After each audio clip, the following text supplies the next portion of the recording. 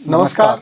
JEE main 2024 का paper कैसा होगा, क्वेश्चंस कैसे आएंगे, क्वेश्चंस का लेवल कैसा होगा, कौन से टॉपिक्स में से क्वेश्चन ज़्यादा आएंगे, किस तरह का टाइम मैनेजमेंट होगा, इन सब की एनालिसिस के लिए पीसीपी प्रिंट सीकर से मैं डॉक्टर पीयूष सुंडा और मेरे साथ हैं Neeraj Agarwal sir. Thank you sir. तो आगे बढ़ते हैं। बहुत ही शॉर्ट एंड स्वीट वीडियो में हम जानेंगे, बहुत सारे अभ्यर्थी इस चीज़ का इंतजार कर रहे हैं कि जेई मेन 2024 का पेपर किस लेवल का आने वाला है, कौन से टॉपिक्स को वेटेज ज़्यादा मिलने वाला है, क्या हमारी स्मार्ट प्लानिंग रहनी चाहिए बेस्ट परफॉर्मेंस के लिए, हाई स्कोर के लिए, बेस्ट रैंक के लिए।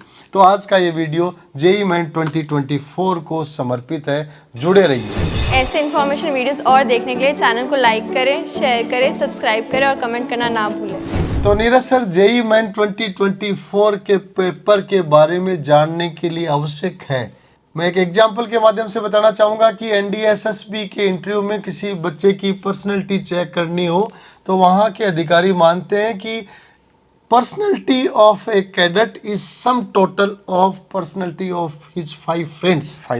5 दोस्तों की उसकी जो पर्सनैलिटी है उसका सम टोटल ही उस बच्चे की पर्सनैलिटी है।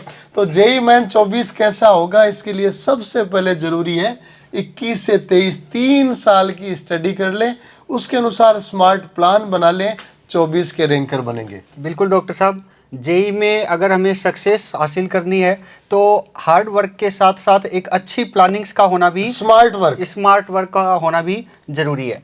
तो उसी के रिगार्डिंग ये वीडियो आपके सामने है। इसमें सबसे पहले अगर अपन कंटेंट देखें तो 2021 से 2023 तक कैसे डिफ़िकल्टी लेवल चेंज हुआ है उसके बारे में देखेंगे। फिर क्लास वाइज देखेंगे किस सब्जेक्ट में क्लास वाइज कितना वेटेज रहा है, उसके बाद यूनिट वाइज देखेंगे और फिर अपन चैप्टर वाइज देखेंगे और किन चैप्टर्स का वेटेज सबसे ज़्यादा है वो पूरे की पूरी बढ़िया बुद्धि की कैलकुलेशन हो चुकी है नीरज सर। इसमें बिल्कुल सर सारी कैलकुलेशन की स्टडी करेंगे तो अपन देख सकते हैं पिछले 3 साल में 21, 22, 23 में मैथमेटिक्स में लेवल ऑफ क्वेश्चंस इंक्रीज हुए हैं।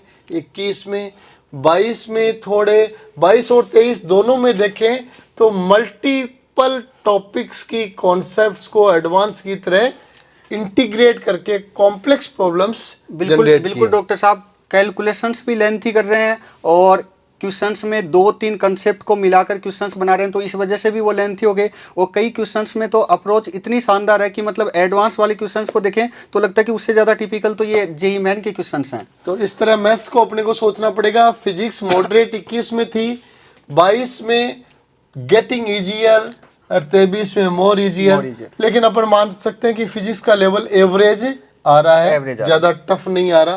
केमिस्ट्री का अपन देखें तो यहाँ पे देख सकते हैं इजी पेपर था, लेकिन फिजिकल है वो section B, most of the physical थी वो सेक्शन बी में कवर हो रही थी। इंटीजर टाइप क्वेश्चंस में ज़्यादा पूछे गए थे। मींस साथ में आपको विकल्प भी दिए जा रहे थे कि आप 10 में से 5 कर सकते हो। बिल्कुल ये भी फिजिकल का पैटर्न रहा हुआ है।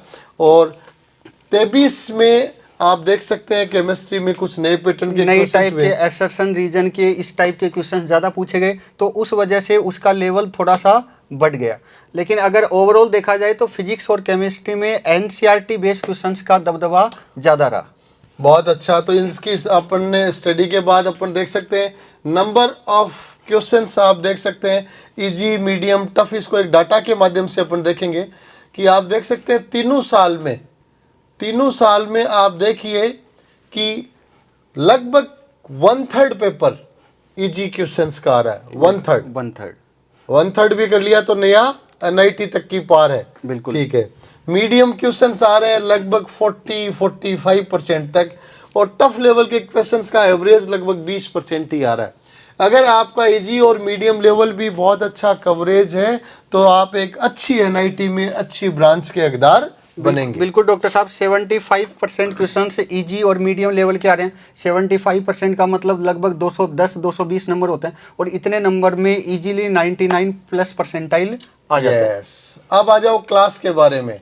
अब क्योंकि आजकल 12th के साथ सिलेक्शन का ट्रेंड बढ़ता जा रहा है, और यहाँ देख लीजिए 55% पेपर 12th के टॉपिक से है, 45 11th के, मतलब जो करंट क्लास आप पढ़ रहे हो उसको वेटेज थोड़ा ज्यादा मिल ज़्यादा रहा मिल है। रहा है। और देख सकते हैं कि तीनों ही साल में कोई ज़्यादा चेंजेस आए नहीं, एनटीए का पैटर्न ऑलमोस्ट तीनों साल सेम आ रहा है। अब देख लीजिए क्लास वाइज फिजिक्स भी आप देखोगे तो लगभग 50-55 ट्वेल्थ का वेटेज फिजिक्स में भी ज्यादा है, और ट्वेल्थ का वेटेज आप देख सकते हैं केमिस्ट्री में भी लगभग ज्यादा है, और ट्वेल्थ का वेटेज आप देख सकते हैं मैथमेटिक्स में भी ज्यादा है। अब आ जाते हैं यूनिट वाइज एनालिसिस। अब नीरज सर मैथमेटिक्स को प्रेजेंट करें, आप यूनिट वाइज मैथमेटिक्स का एनालिसिस आने दें। बिल्कुल देख सकते हैं अपन यहाँ पर अलजेब्रा में 2021 में 38% क्वेश्चंस पूछे गए थे, यहाँ पर 36, यहाँ पर 40%, यानी लगभग 40% के अराउंड क्वेश्चंस अलजेब्रा से पूछे जा रहे हैं। लगभग 35% के अराउंड क्वेश्चंस कैलकुलस से पूछे जा रहे हैं। कैलकुलस और अलजेब्रा दोनों मिलाइए लगभग 70% के आसपास जा रहा है। 70% इधर भी 70% जा रहा है, इधर भी 70% जा रहा है। दोनों यूनिट्स सबसे ज्यादा कवरेज कर रही बिल्कुल है। यहाँ पर देखने वाली जो सबसे चौंकाने वाली चीज है वो है वेक्टर 3D का पोर्शन। 2021 में 10%, फिर यहाँ पर 11% और यहाँ पर 16% क्वेश्चन सिर्फ वेक्टर 3D से पूछे गए थे, यानी हर शिफ्ट में average 4 to 5 question vector 3D से आए थे। इसलिए पोर्शन अपन देखें तो अलजेब्रा वेक्टर अलजेब्रा और कैलकुलस ज्यादा कवर कर रहा है, लेकिन जब आप टॉपिक वाइज आएंगे तब आपको पता लगने लगेगा कि टॉपिक वाइज महत्व अपन सबसे पहले फिजिक्स में चलते हैं, मैथमेटिक्स के बाद फिर टॉपिक वाइज अपन आएंगे। फिजिक्स में अपन यहाँ देख सकते हैं कि मैग्नेटिज्म और मैकेनिक्स ये दो सबसे ज्यादा कवरेज कर रहे हैं। यहाँ लगभग 50% से प्लस दो टॉपिक्स इलेक्ट्रोमैग्नेटिज्म और मैकेनिक्स दोनों मिलके कर रहे हैं। और नो डाउट यूनिट्स भी अपने आप में महत्वपूर्ण भी है, बड़ी भी है। और उसके साथ आप देख लीजिए मॉडर्न फिजिक्स का वेटेज अच्छा जा रहा है, ऑप्टिक्स का वेटेज अच्छा जा रहा है। आगे अपन जब टॉपिक वाइज पढ़ेंगे तो अपने को और ज्यादा समझ में आएगा। केमिस्ट्री के तीनों पोर्शंस को अपन लेते हैं तो 33 का एवरेज मानते हैं, थोड़ा बहुत वेरिएशन है, कोई बहुत बड़ा वेरिएशन नहीं है। इसलिए केमिस्ट्री के तीनों पोर्शंस को ही महत्व देके चलना जरूरी है। अब ये सबसे महत्वपूर्ण पोर्शन आता है। बिल्कुल, एक तो ये होता है कि अपने जेई मेन की में अच्छी परसेंटाइल चाह रहे हैं, तो एक ऐसा चैप्टर है जिसका वेटेज 20% है सिलेबस के हिसाब से, और उससे 20% क्वेश्चन आ रहे हैं। एक चैप्टर ऐसा है कि जिसका सिलेबस के हिसाब से वेटेज 10% है, लेकिन उससे 20% क्वेश्चन आ रहे हैं। तो ये सही प्लानिंग्स का फायदा होता है कि अपने को किन चैप्टर्स को ज़्यादा वेटेज देना चाहिए। एक बहुत ही महत्वपूर्ण लाइन कॉम्पिटिटिव एग्जाम्स में कही जाती है, लगभग हर एग्जाम में लागू होती है। 60% क्वेश्चंस आर फ्रॉम 40% टॉपिक्स। 60-40 का रूल है। 40% सिलेबस से 60% क्वेश्चंस आते हैं हर एग्जाम में। देखिए वो जेई में भी लागू होता है, और जेई में तो बहुत मजबूती के साथ लागू होता है। इसलिए उन 40% सिलेबस को बहुत अच्छा तैयार करना पहली रिक्वायरमेंट है, और उसकी तरफ अपन फोकस करते हैं कि वो 40% क्या है। आप इधर आ जाइए, इसमें देख सकते हैं वेक्टर 3D से लगातार तीनों साल में अच्छी खासी संख्या में क्वेश्चंस पूछे गए। 2023 में लगभग हर शिफ्ट में 23 शिफ्ट में 117 क्वेश्चंस, हर शिफ्ट में एवरेज 5 क्वेश्चंस पूछे गए हैं। इसके बाद लिमिट, कंटिन्यूटी, डिफरेंशियबिलिटी आसान चैप्टर है, स्कोरिंग चैप्टर है। हर शिफ्ट में लगभग 1 क्वेश्चन, 2 क्वेश्चन, 3 क्वेश्चन पूछे गए हैं। सीक्वेंस एंड सीरीज छोटा चैप्टर है, इजी चैप्टर है। हर शिफ्ट में देख सकते हैं एवरेज 2 क्वेश्चंस पूछे गए हैं। मैट्रिक्स एंड डिटर्मिनेंट 12th के पॉइंट ऑफ व्यू से भी इंपॉर्टेंट है, और जेई मेन में हर साल अच्छा खासा वेटेज रखता है। हर शिफ्ट में 2 से 3 क्वेश्चंस पूछे गए हैं। फंक्शन आईटीएफ देख सकते हैं हर शिफ्ट में एवरेज 2 क्वेश्चंस का है। डेफिनेट इंटीग्रेशन हर शिफ्ट में 2 क्वेश्चंस का एवरेज। बाइनोमियल थ्योरम 11th का चैप्टर है, इजी चैप्टर है, छोटा चैप्टर है, और हर शिफ्ट में लगभग 2 क्वेश्चंस पूछे गए हैं। ये 7 चैप्टर्स लगभग अपना 50 to 55% सिलेबस कवर करते हैं। हाँ, तो जैसे अपन ने कहा कि 40% सिलेबस और 60% क्वेश्चंस, उसके हिसाब से पहले अपन ने मैथमेटिक्स में देखा कि कैलकुलस और अलजेब्रा का वेटेज ज़्यादा है। लेकिन जब टॉपिक वाइज अपन आते हैं तो आप देख लीजिए वेक्टर 3D सबसे भारी पड़ रहा है। छोटे टॉपिक्स हैं और बेहतरीन आउटपुट आ रहा है। इन टॉपिक्स को बच्चों को ज़्यादा फोकस करना चाहिए।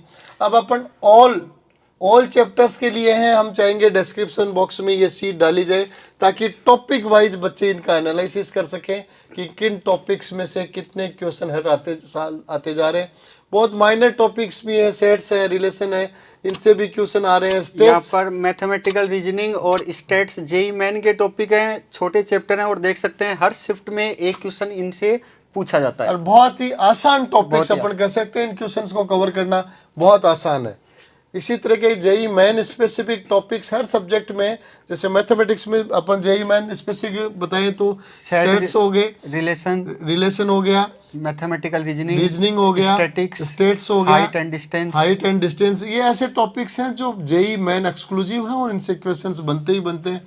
इसी तरह अपन केमिस्ट्री में देखेंगे तो chemistry in everyday life, biomolecule, polymer हो गए, ऐसे छोटे छोटे टॉपिक्स हैं जिनसे क्वेश्चन बनते ही बनते हैं। फिजिक्स में भी ऐसे हैं जैसे सेमीकंडक्टर है, कम्युनिकेशन है, जो मेन के एक्सक्लूसिव टॉपिक्स हैं और उनसे हमेशा क्वेश्चंस का वेटेज ज्यादा रहता है। तो ये आप सब्जेक्ट वाइज देखेंगे। इसी तरह आप फिजिक्स में हाई आउटपुट, हाई वोल्टेज चल रहा है नीरज सर, बिल्कुल हाई वोल्टेज एनालिसिस चल रहा है, और हाई आउटपुट में फिजिक्स में आप देख सकते हैं current, electricity, gravitation, magnetic effect of current, electrostatics और रे ऑप्टिक्स, ये सबसे ज्यादा ग्रेविटेशन बिल्कुल छोटा सा चैप्टर है और हर शिफ्ट में एक दो क्वेश्चंस इससे पूछे जा रहे हैं। तो ये वो टॉपिक्स हैं जो कोर इंपॉर्टेंस के हैं। इसके साथ सेमीकंडक्टर और कम्युनिकेशन आप लेते के ही चले, क्योंकि उनमें से क्वेश्चन हर बार आते ही आते हैं। ये सारे सब्जेक्ट वाइज हैं, इसकी फाइल डिस्क्रिप्शन बॉक्स में डाली जाएगी और ये फिजिक्स टॉपिक वाइज चलती जा रही है। यहाँ पे आप देख लीजिए सेमीकंडक्टर, इलेक्ट्रॉनिक्स 29, 27, 24 क्वेश्चंस हर शिफ्ट में। कम्युनिकेशन सिस्टम, कम्युनिकेशन कितने पेज का, 3-4 पेज का टॉपिक है और बराबर क्वेश्चन आप देख बिल्कुल लीजिए। EMW देख सकते हैं, बिल्कुल इतना ही चैप्टर है छोटा सा और हर शिफ्ट में एक क्वेश्चन। मार्केटिंग में कहा जाता है छोटा विज्ञापन बड़ा लाभ। यहाँ देख सकते हैं छोटे टॉपिक और बड़ा लाभ दिखता जा रहा है। फिजिक्स में सेमीकंडक्टर है, कम्युनिकेशन है, EMW है, सबसे dual nature of radiation, atoms, nuclei, तीनों को अलग अलग है, तीनों छोटे चैप्टर्स हैं और हर से एक एक क्वेश्चन आ रहा है। बहुत बढ़िया, इन टॉपिक्स पे ध्यान देंगे तो स्कोरिंग निश्चित रूप से बढ़ेगी। और अब आ जाते हैं केमिस्ट्री पे। केमिस्ट्री अपने आप में आप देख लीजिए, कोऑर्डिनेशन कंपाउंड्स 2-3 क्वेश्चन हर एग्जाम में, हर शिफ्ट में। GOC आ रही है, केमिकल बॉन्डिंग, मॉलिक्यूलर स्ट्रक्चर आ रहा है, solution, thermodynamics, structure of atom, सबसे ज्यादा वेटेज के टॉपिक है। और आप यहाँ देख सकते हैं बहुत छोटे छोटे टॉपिक से क्वेश्चन है। पॉलीमर देखिए क्वेश्चन आ रहे हैं, chemistry in everyday life, environmental chemistry, surface chemistry, सबसे क्वेश्चन आ रहे हैं। सभी से अच्छी खासी संख्या में क्वेश्चंस पूछे जाते हैं। इसके अलावा हाइड्रोजन देख सकते हैं, बिल्कुल छोटा सा चैप्टर है और हर शिफ्ट में एक क्वेश्चन इससे पूछा जा रहा है। हल्के में नहीं लेने का इनको, इन टॉपिक्स को बिल्कुल भी हल्के में नहीं लेना। अगर आपको स्कोरिंग ज्यादा रखनी है तो आपने ये देखा कि जेई मेन 2024 के पेपर में अगर आपको एक्सीलेंट स्कोरिंग करनी है तो किस क्लास का, किस टॉपिक का कितना, कैसे क्या वेटेज रहता है, इसके अनुसार अपना रिवीजन का प्लान बनाएं। स्मार्ट रिवीजन करें। 40% सिलेबस से 60% क्वेश्चंस के जो सिलेबस है बिल्कुल उसको वेटेज एक्स्ट्रा दें। ज़्यादा से ज़्यादा क्वेश्चंस की प्रैक्टिस करें। Test paper, mock test paper practice करें।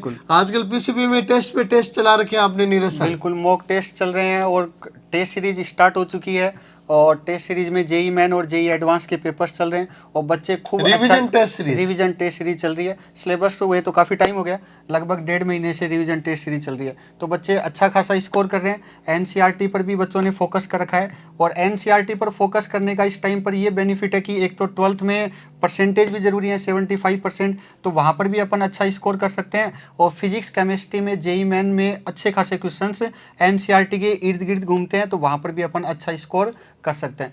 तो जेई मेन के लिए अपन अच्छा परसेंटाइल बनाने के लिए ये जरूरी है कि जेई मेन चाहता क्या है, आखिर एनटीए चाहता क्या। और पिछले 3 सालों का पैटर्न देखें तो एनटीए ने कोई बहुत ज़्यादा बदलाव किए नहीं है। मैथ्स में देखें तो वही थोड़ी सी कैलकुलेटिव क्वेश्चंस आ रहे हैं, लेंथी क्वेश्चंस आ रहे हैं, थोड़े से टफ क्वेश्चंस भी आ रहे हैं और फिजिक्स केमिस्ट्री भी एनसीईआरटी के इर्द गिर्द। मैथमेटिक्स का भी अपन माने तो पेपर लेंथी है, कंसेप्ट मिक्स दे रखे, फिर भी काफ़ी क्वेश्चंस ऐसे हैं जिनकी फाइनल अप्रोच इजी है। बिल्कुल जी। अगर लेंथी क्वेश्चंस देखें तो उनमें लगभग 50% लेंथी क्वेश्चंस है, तो उनमें अप्रोच इजी है, लेकिन एक अपन ने एक कॉन्सेप्ट को सोल्व करके एक आंसर निकाला, फिर उस आंसर को काम में लेकर वापस एक कॉन्सेप्ट काम में ले रहा है। तो इस प्रकार मतलब 3 कॉन्सेप्ट को काम में लेकर आपकी अगर क्वेश्चन प्रैक्टिस मैथमेटिक्स में ज्यादा हो जाती है, बार बार आप अच्छे मॉक टेस्ट पेपर्स दे लेते हैं, तो मैथमेटिक्स को क्रैक करना भी बहुत आसान बन जाता है। हाँ, तो जनवरी अटेम्प्ट को एक सही रणनीति के साथ करें, एक अच्छी प्लानिंग और एक अच्छे हार्ड वर्क के साथ अपन जेईई मेन 2024 में बहुत अच्छा परसेंटाइल ला सकते हैं। और first is well, half is done. पहला काम अच्छा हो गया, पहला वार अच्छा हो गया, मीन्स आधा काम हो गया। इसलिए जनवरी के पेपर में अच्छी परफॉर्मेंस आना जरूरी है। पीसीपी प्रिंट सीकर से जेईई के लिए इस तरह के प्रेरक और गाइडेंस वाले वीडियो बराबर आप तक पहुंचते रहेंगे। इस वीडियो को अपने जेईई 2024 के सभी एस्पिरेंट फ्रेंड्स तक शेयर करें और आने वाले समय में फिर से नए अच्छे वीडियो के साथ हाजिर होंगे। धन्यवाद, नमस्कार। नमस्कार।